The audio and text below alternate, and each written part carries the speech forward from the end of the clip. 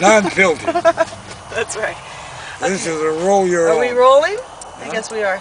Are we? Yes, we are. Oh, Okay. geez. Now what is it? Hi, Red Elk. Hi.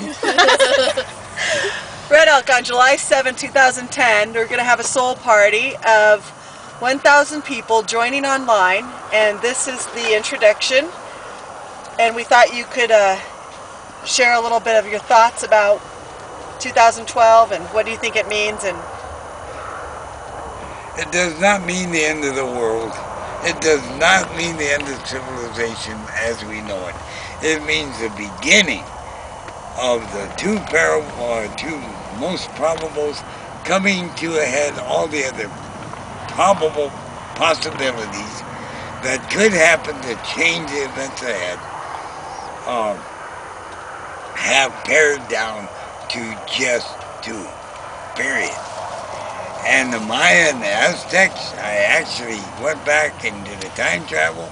They're all feathered up and all pretty and all wise beings and um, astrologers or whatever, and they'd gotten together to find out more about the future, and they reached 2012, and literally, and I told this before, literally did exactly what I'm going to do now. They just shrugged their shoulders and turned around and looked at each other. Big group, I don't know, big group.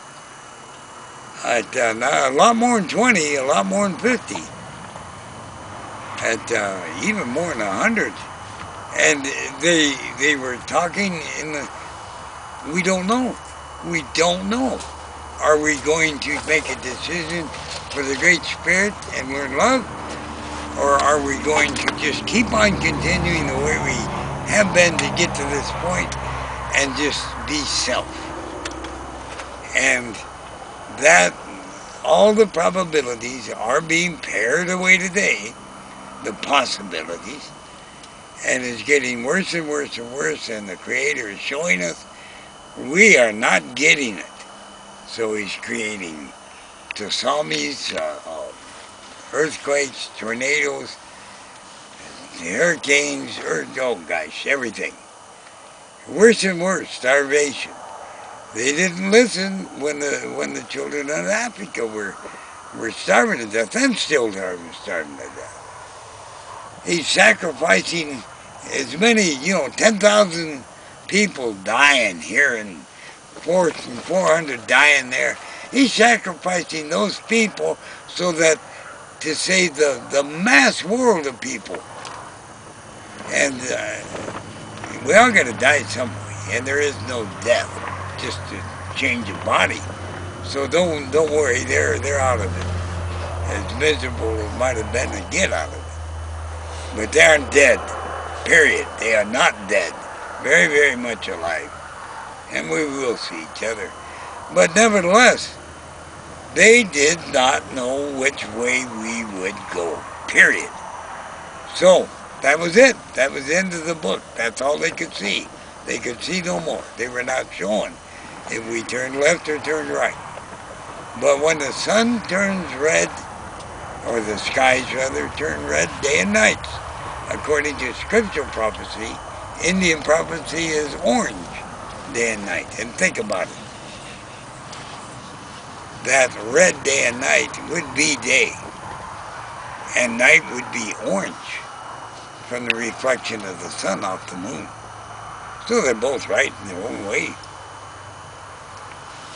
When that happens, our choice is set, and it was not the right choice.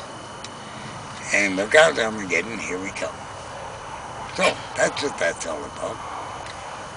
37 years ago, you had the great vision. John Francis, who's organizing this event, has had a vision that he's going to be releasing to the world that he had 22 years ago, I believe.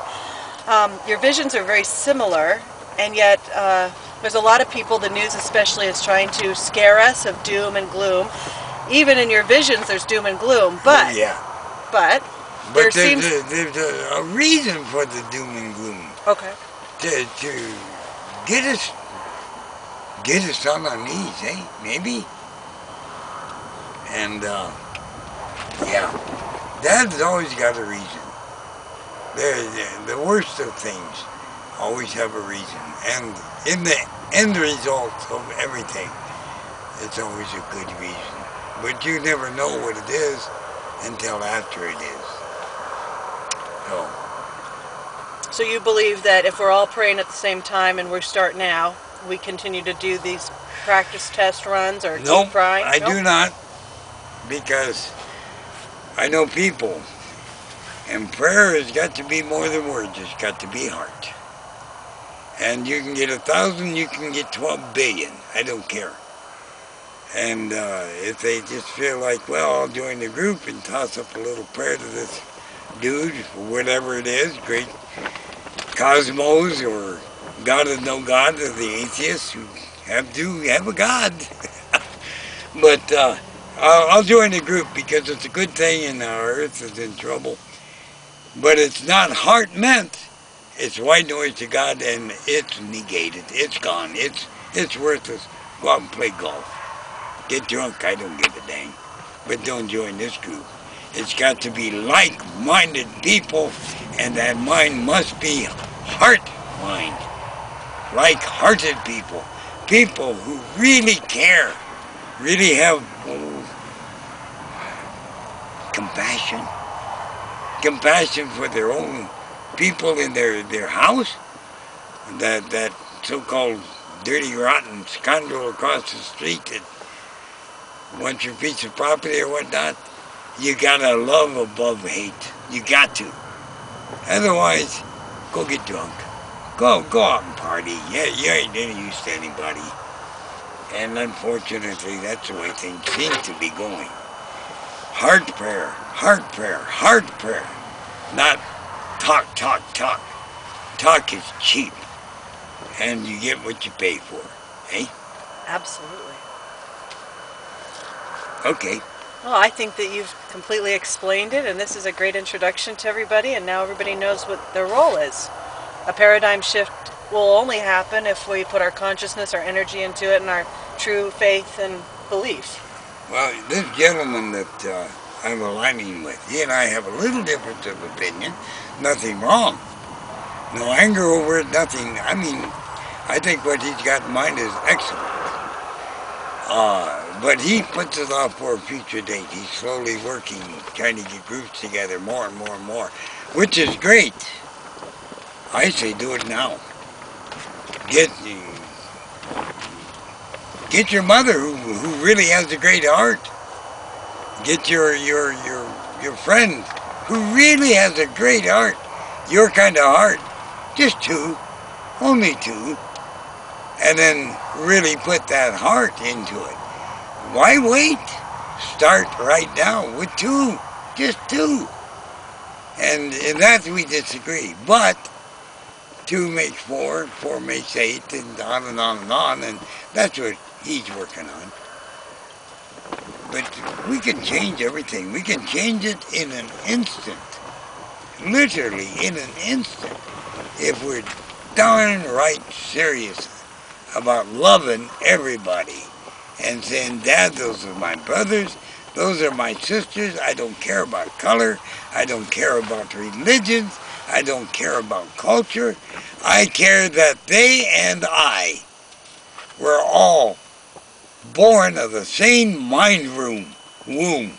Just like you being born in a womb of your mother, your mind womb, Father. That is my brother and sister. I might not like what they do, but I love them because they are my brother and sister, and you love them because you wouldn't have made them. And if you can just get these things together, two people, two honest people, and really pray. And if there's a group meeting, unfortunately I'm not for rote. Rote makes white noise. You get, well, every Wednesday we'll meet and pray. And then it gets to be inconvenient. Well, I got to go to the prayer time. Darn, I could go and watch a ball game or whatnot. But I'll go to the prayer time. And suddenly your heart isn't in it. And it's become rote to you. instantaneous.